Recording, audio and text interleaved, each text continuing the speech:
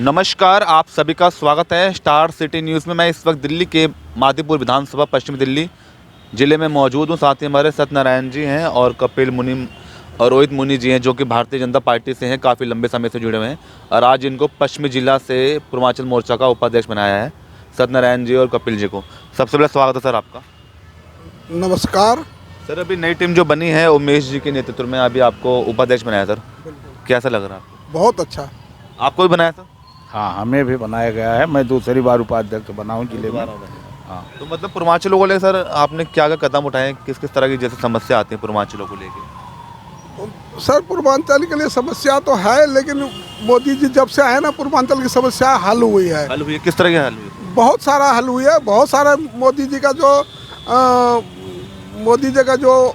आया है, क्या नाम बोलता अपना, बहुत सारा उन्होंने स्कीम जो दिया है ना, जो पूर्वांचल वाले को सही है जी। और उन्होंने सही से काम कर रहा है तो मोदी। आपको लगता है सर मोदी जी के आने से कुछ लगता है पूर्वांचलों में कुछ? काफ़ी यहाँ पूर्वांचली जो आए थे वो रोजी रोटी कमाने के लिए, और उन्हें काफ़ी मशक्क़त का सामना करना पड़ता था। 2014 के बाद मोदी सरकार जब आई तो ज़्यादातर यहाँ पूर्वांचली जो है रेहड़ी पटरी पर काम करने वाले, और उनके लिए 10-10 हज़ार का लोन, रेहड़ी पटरी का नियमित व्यवस्था, जो हम लोगों को लाइसेंस भी दिया गया है। पहले तो तहबाजारी थी, 2005 से तहबाजारी बंद है।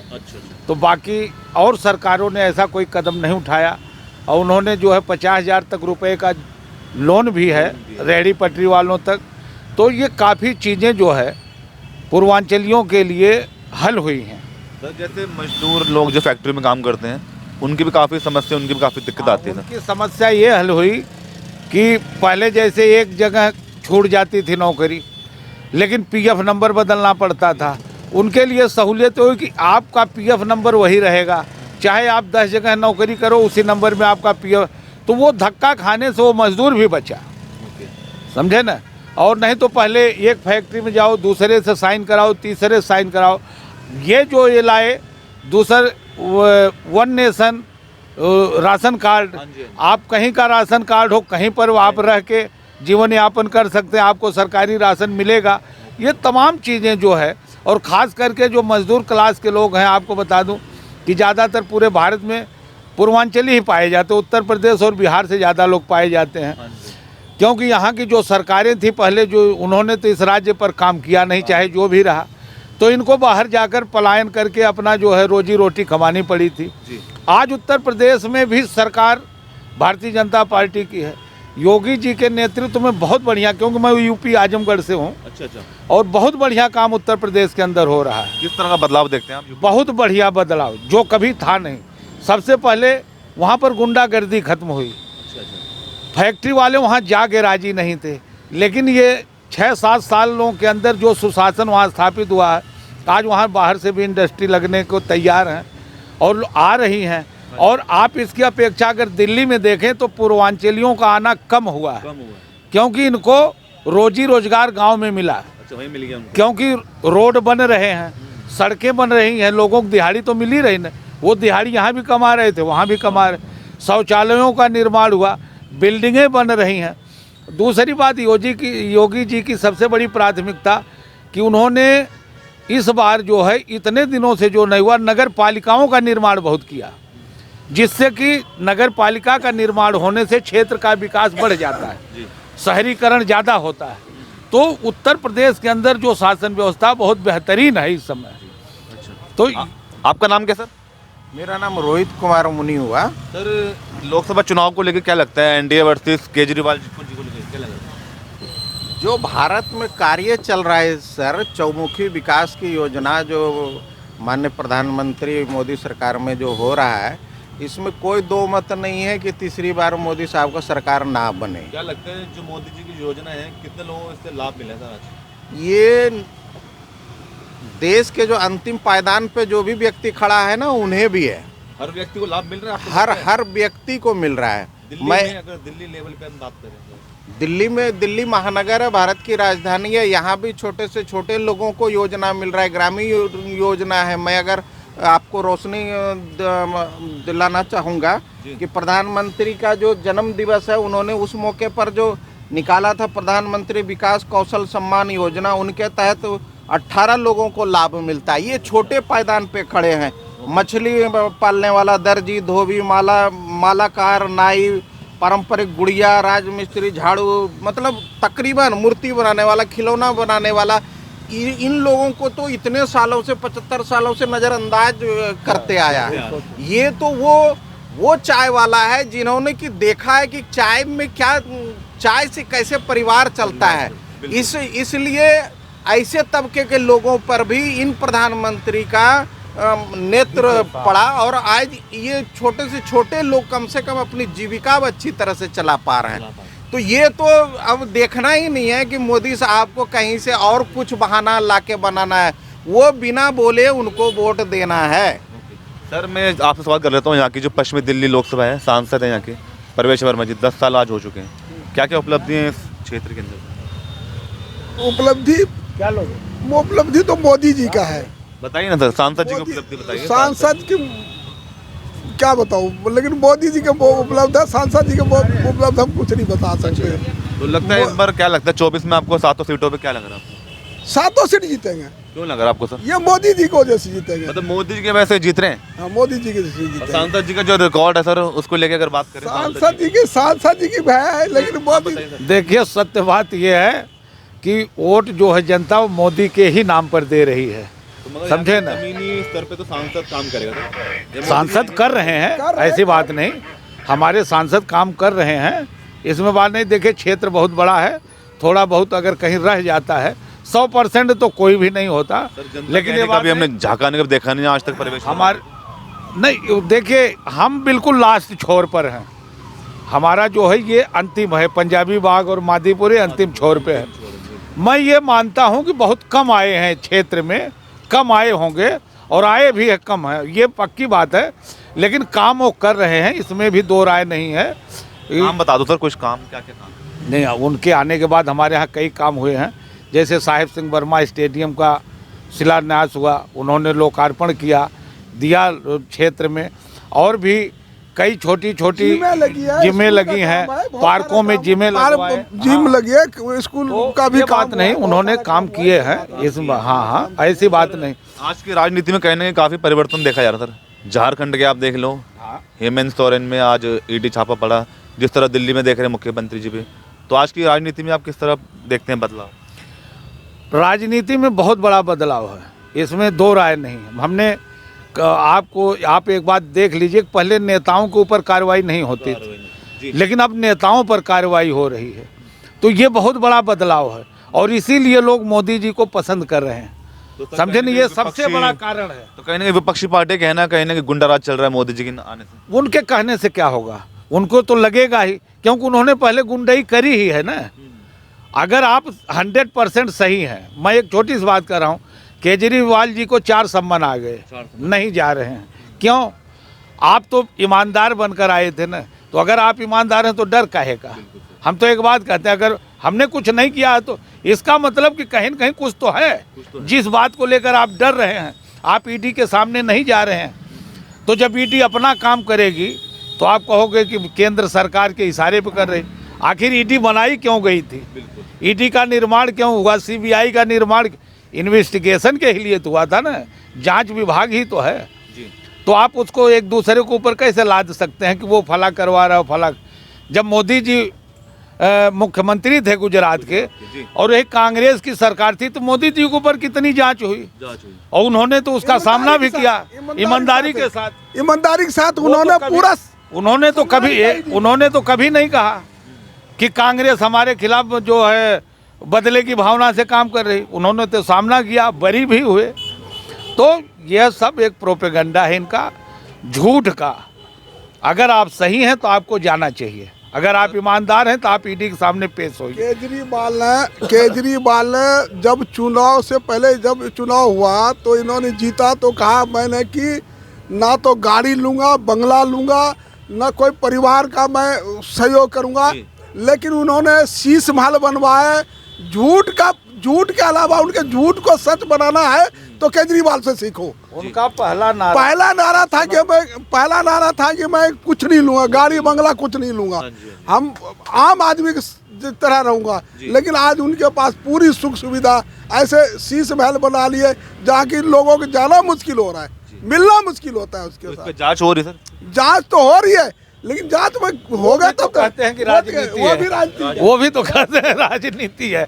आप एक मेंटेनेंस में 45 करोड़ रुपए आप दिखा रहे, मेंटेनेंस में आप सोच लीजिए कि अगर मेंटेनेंस 45 तो बनने में कितना लगेगा। तो आपको क्या लगता है इस बार रोहित जी 25 में चुनाव आ रहे हैं? चुनाव तो एक तरफा है और ये तो जनता का मूड है, जनता का जो देश का विकास है, चौमुखी विश्व में जो जितने लोग हम आपके भारतीय हैं, और ये हमसे जो पूछ रहे हैं ये आपको भी अंदर अनुभव हो रहा है कि पूरे विश्व में जो आज आप सर उठा के चल रहे हैं ये बहुत ही कम देशों को प्राप्त हुआ है। मगर सर 24 में तो कहीं ना कहीं मोदी जी का चेहरा चलेगा, नाम चलेगा जी। 25 की अगर दिल्ली विधानसभा को लेकर बात करें, मैं दिल्ली विधानसभा में गया, केजरीवाल साहब का जो था विश्वास, जो लोगों के प्रति जो विश्वास था वो उन्होंने खुद ही खो बैठा है। अगर आपको जनता तो वो आज भी उनको सहूलियत मिल रही है, पानी बिजली, बस में महिलाओं को किराया फ्री मिल रहा है। नहीं, आप जो कह रहे हैं वो बिल्कुल ठीक है। भारत की राजधानी में जो ऐसे लोग हैं ना जो जिनको सब कुछ फ्री चाहिए। फ्री किस तरह सर, आप फ्री क्यों कह रहे हैं? फ्री को देखिए ना आप, हर चीज फ्री में मिल रहा है, तो ऐसे लोगों को बैठे बैठे खाने को है।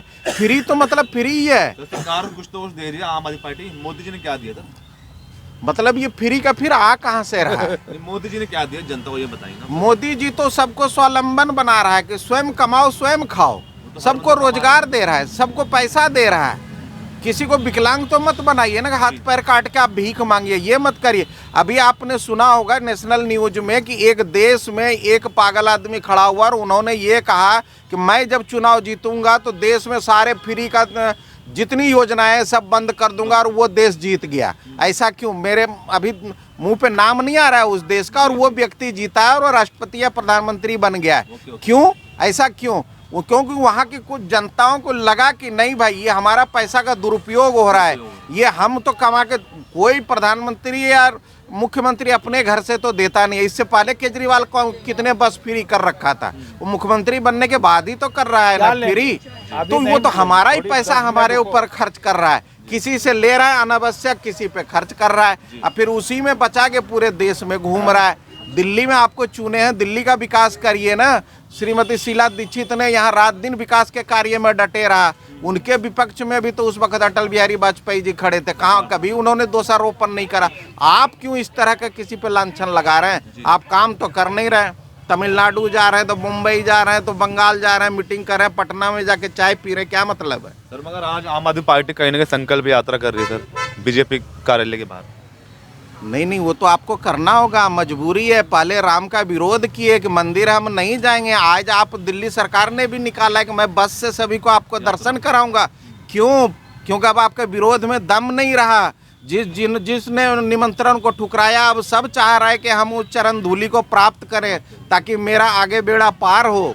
ये सबको दिख रहा है। अब वो जनता वो वाला जनता नहीं है कि यादव और लोहार और चमार में ये में लड़ा देना दुसाध में, वो वाला नहीं है। अलग अलग जरूर है लेकिन सब इस वक्त देशभक्त बन गया है, हिंदुस्तानी है सब। कपिल जी आपको क्या लगता है कहीं ना कहीं आप जब किसी चीज को, झूठ को छुपाओगे तो आप तो दूसरे पर दोषारोपण करोगे ना।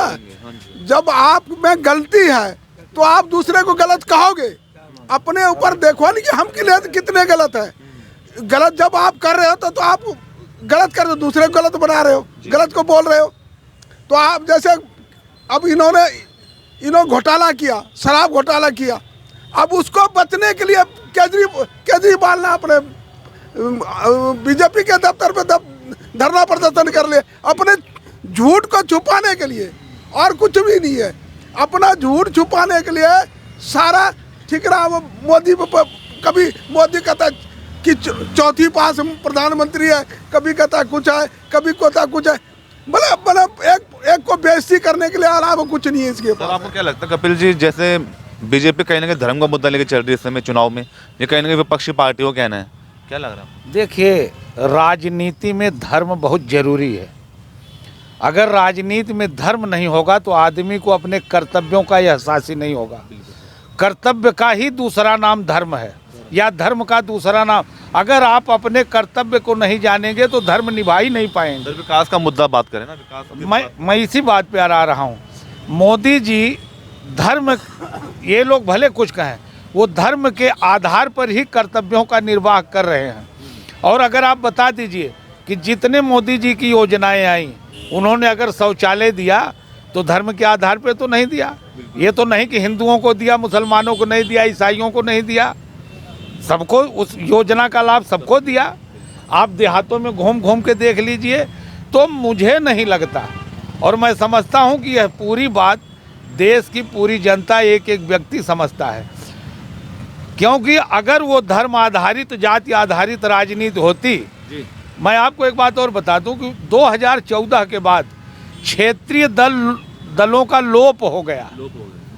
उत्तर प्रदेश में चाहे सपा थी, लालू हुए, नीतीश कुमार, ये जितने थे, इनका लोप इसीलिए हुआ कि इनकी राजनीति जाति आधारित थी और मोदी जी की राजनीति धर्म आधारित है। वो धर्म के अनुसार अपने कर्तव्यों का पालन कर रहे हैं, इसीलिए वो सबको नाई, धोबी, दर्जी, ये जितने ये हाँ, सोनकर, बुनकर, ये इनके बारे में कभी कोई सोचा था? अगर वो धर्म नहीं जानते तो इनके बारे में वो कभी जान ही नहीं पाते। एक राजा का धर्म यही होता है। मोदी जी कोई था, वो देश के इस समय प्रधानमंत्री, देश के राजा हैं, इसीलिए उनका धर्म है, कर्तव्य है सबके बारे में ध्यान रखना, और वो रख रहे हैं। सर आज का बजट जो पेश हुआ है, इस पे क्या मतलब सुधार, किस तरह लोगों में एक, देखिए बजट तो हमने अभी आज अखबार पढ़ा है। बजट जो आया है, महंगाई में कितना दर में कितना परसेंट आप देखते हैं गिरावट आई है? महंगाई में गिरावट तो मुझे नहीं लगी कि महंगाई में कोई गिरावट है, तो लगता है आपको जो ये बना, लेकिन सुनिए उसमें 2-3 जो चीज़ें हैं अच्छी हैं। पहले सरकार जो बजट देती थी उसमें रक्षा सौदे पर पैसा नहीं लगता था, इनके कहते थे होता नहीं था, वह भी है। जो हमारा देहातों में समूह, जो बहनों को करोड़पति बनाने का जो उन्होंने इस बार 1 करोड़ महिलाओं का लक्ष्य और बढ़ाया। पहले 2 करोड़ महिलाओं का था, अब 3 करोड़ का। तो ये कुछ चीज़ें जो है, ये जो लेकर चल रहे हैं ग्राउंड पर, इसका फायदा बहुत है। इसमें 2 राय ने पशुपालन का है। उत्तर प्रदेश में योगी जी एक गाय पालने पर 900 रुपये का खर्चा देते हैं, समझे ना। उत्तर प्रदेश में 900 रुपये आपको सरकार के खाते से मिलेगा, आपको पता नहीं हो तो मैं बता दूं। तो यह बहुत बड़ी उपलब्धि है। यह क्यों नहीं सोच पाए इतने दिन से? तो इनके पास क्या नहीं, इन्होंने क्या किया कि देश के विकास का पैसा ये खा गए। जबकि स्वर्गीय श्री राजीव गांधी जब प्रधानमंत्री थे तो उन्होंने संसद में ये बात बोली थी कि यहाँ से 100 रुपये चलता है तो गांव तक जो है 10 पैसा पहुँचता है सारा रह, क्योंकि ये कड़वी सच्चाई थी। मोदी जी ने डिजिटल इंडिया के द्वारा सरकार का भी फायदा किया और जनता का भी फायदा किया, क्योंकि बीच में कमीशन खोर खत्म हो गए। यही सब इनको दर्द है, इन्होंने किया नहीं। अब मोदी जी कोई वो नहीं मार रहे हैं, जादू की छड़ी नहीं चला रहे हैं, लेकिन उन्होंने डिजिटल इंडिया के द्वारा भी क्या कम टैक्स आता है, एटीएम, पेटीएम, फोन पे कितने यूज हो रहे हैं, ऑनलाइन सिस्टम कर दिया। ऑनलाइन सिस्टम है, जिसका पैसा अधिकारियों के पास, जो अधिकारी खाते थे तब आता था, वो सब डायरेक्ट खाते में आने लगा। तो इन सब चीज़ों का बेनिफिट सरकार को भी मिला और जनता को भी मिला। मोदी जी का आने से 2014 में किसी का खाता नहीं खुला था गांव में, 0% पे 0% पे आज खाता खुले हैं। लोगों के जो पैसे आते हैं वो खाते में, डायरेक्ट खाते में जाते हैं। पहले सरकारों ने इसके बारे में चिंता नहीं की कि गरीब के पास पैसे कैसे जाएंगे। बिचौलिया जो थे, पंचायत के लोग थे, एमएलए थे, एमपी थे, वो सारे खाए जाते थे। लेकिन आज मोदी जी के जो योजना ने सीधे डायरेक्ट खाते में जाता है पैसे, 1 रुपये जाता है तो खाते में जाता है। बिचौलिया का काम खत्म हो गया। इसलिए मोदी जी ने आज के डेटों में 80 करोड़ जनता का राशन फ्री दे रहा है। ये पहले किसी सरकारों ने चिंता नहीं की है। जितने बड़े बड़े धनाढ्य देश थे, अमेरिका सबसे पावरफुल और पैसे वाला, वो भी इतने दिन फ्री राशन नहीं दे पाया। तो आखिर हमारी सरकार तो आज भी दे रही और आगे भी 5 साल फ्री कर दी। तो आखिर चिंता तो क्यों, सरकार आखिर का है। ये कांग्रेस के पास क्यों नहीं था? या तो उनकी नीयत सही नहीं थी या उनकी नीति सही नहीं थी, कुछ तो था ना। 13 से 15 करोड़ आदमी गरीबी रेखा से ऊपर आया इस सरकार में।